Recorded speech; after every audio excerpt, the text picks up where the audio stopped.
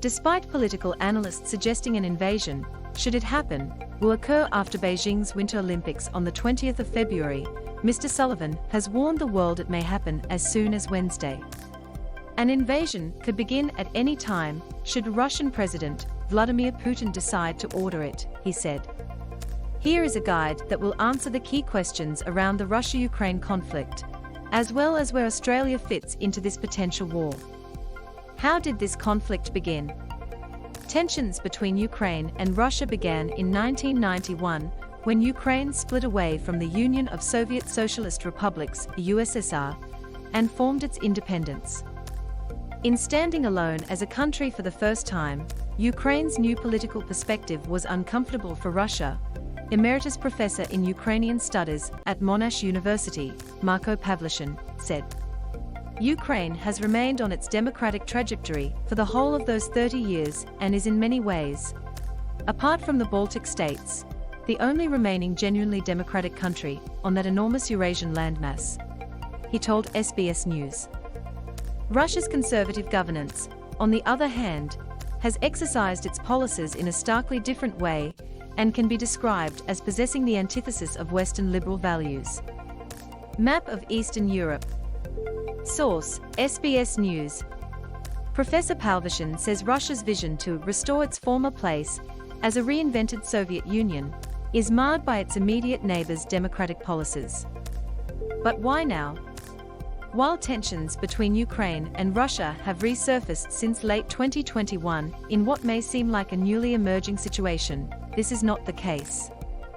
In 2014, Ukrainian and pro-Russia President Viktor Yanukovych was overthrown after he refused to sign a European Union Association Agreement. He cited pressures placed on him by the Russian government to place distance between the EU and Ukraine. After Mr. Yanukovych fled Ukraine as civilians revolted against his government, Russia annexed Crimea, a southern province of Ukraine. Since that time, Russia has been pressuring Ukraine in many ways that are designed to destabilize it, divide it and make its democratic project appear unviable, Professor Pavlyushin said. Russia wants to put a stop to Ukraine's wish to integrate into Western structures like the European Union and NATO and to restore an hegemony over Ukrainian foreign affairs and Ukrainian politics in general. Now, as Russia amasses more than 100,000 soldiers along the Ukraine border, Professor Pavlyushin said the current events are a radical escalation of that ongoing conflict. What does Vladimir Putin want? Despite many meetings with several world leaders and US special intelligence sources, Mr. Putin and his government continue to deny any intention to invade Ukraine. But according to Professor Pavlyushin, the Russian president could have several objectives in mind. The first objective is to weaken, destabilize or perhaps even destroy Ukraine as a functioning democratic state, he said. Mr. Putin has long expressed the rhetoric that Russians and Ukrainians are one people, and placing a wedge between Ukraine and Western countries, including any prospect of joining NATO, would also prove beneficial for Russia. Russia's President Vladimir Putin. Source TASS. Mr. Putin would like to leave a legacy where he is recognized as the great restorer of the Russian Empire, Professor Pavlyushin said. He explained that if Mr. Putin has a vision of restoring Russia's former empire, he also carries an adversarial vision of the world where anyone who objects to this kind of idea is your enemy. This is, of course, Ukrainians who are dedicated to the independence of their country, but also the West, which is concerned that the global international order is under threat. Meanwhile, Ukraine could drop its bid to join NATO to avoid war with Russia. The BBC quoted the country's ambassador to Britain as saying, in what would amount to a major concession to Moscow in response to the buildup of Russian troops on its borders. Ambassador Vadim Prostako told the BBC Ukraine was willing to be flexible over its goal to join the Atlantic Military Alliance, a move Mr. Putin has said would be a trigger for war. We might, especially being threatened like that, blackmailed by that, and pushed to it, Mr. Prostako was quoted as saying when asked if Kiev could change its position on NATO membership. Ukraine is not a NATO member, but has a promise dating from 2008 that it will eventually be given the opportunity to join, a step that would bring the US-led alliance to Russia's border. Mr. Putin says Ukraine's growing ties with the alliance could make it a launch pad for NATO missiles targeted at Russia. He said Russia needs to lay down red lines.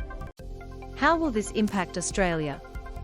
Prime Minister Scott Morrison has reiterated Australia's support for Ukraine in Parliament on Monday, calling on the Russian government to put an end to the threatening and bullying of Ukraine.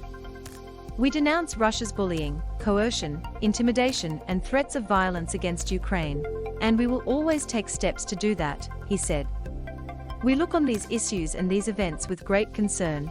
We support Ukraine's sovereignty, we support their right to territorial borders, and that they not be imperiled. Scott Morrison warns situation in Ukraine has reached a dangerous stage. In a Senate estimates hearing, it has been confirmed that 147 Australians remain in Ukraine, as urgent travel advice has called on them to leave the country immediately. Meanwhile, Australia's embassy staff in Kiev have been directed to a temporary office in Lviv, a city in western Ukraine, around 70 kilometers from the border with Poland. Should an invasion take place, Trade, Tourism and Investment Minister Dan Tehan said strict economic pressures will be placed on Russia, following the lead of the US and the United Kingdom. It is highly likely there would be very strong sanctions against Russia, and we'll have to play our part in that regard, he told Sky News. We want a de-escalation, but if invasion happens, then you'll be looking at sanctions and we'll be a part of that. Can Australia take any lessons from this situation? While the tensions between Russia and Ukraine may seem distant to Australian foreign affairs, Professor Pavlichin warned otherwise. He said Russia's next moves in Ukraine will be closely watched by China, a nation that is facing analogous circumstances with Taiwan. Russia's attitude towards its neighbors in Europe is very similar to China's attitude towards its neighbors in our own region in the Indo-Pacific. Australia doesn't formally recognize Taiwan as a sovereign state, but has moved to strengthen ties with the island. Late last year, Defence Minister Peter Dutton said it would be inconceivable for Australia not to support any US military action to defend Taiwan. Taiwan's Defence Minister Chiu Kuo-cheng has previously warned Beijing would be in a position to launch a full-scale invasion against Taipei by 2025. Taiwan's Defense Minister Chiu Kuo-cheng. Source: SOPA Images. A light rocket, a Walid Berazeg. Professor Pavlichin said these parallels between Russia and China prove that this growing conflict can be a lesson for Australia to defend democratic countries under threat. Australia must be involved with like-minded countries to resist the upturning of the international political order that has existed since the Second World War. No country may just invade another country with impunity, or seek to control another country with impunity, or to limit the sovereignty of another country with impunity. With correction, a previous map in this story contained an incorrect location for Slovakia.